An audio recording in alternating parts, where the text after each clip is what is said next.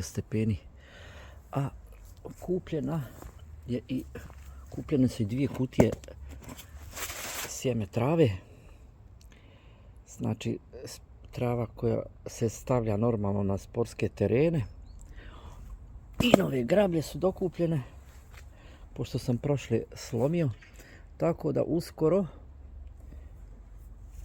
ovdje ide sijanje trave na ovaj dio.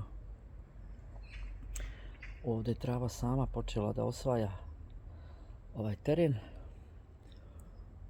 ali ipak ćemo posijati travu da to krene.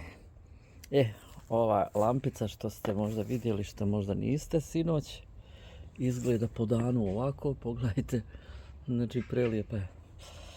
To je bio taj mini video uvod u današnji dan, znači idemo da snesemo roštilj iz ove gore naše kućice, da zapalimo vatru i da krenemo sa pečenjem paprika.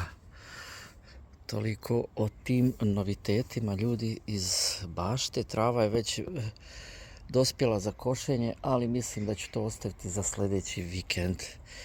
Onda ću se baviti ovim radovima oko trave, sijanje i tako dalje.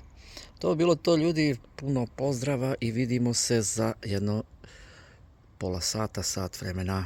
Pozdrav!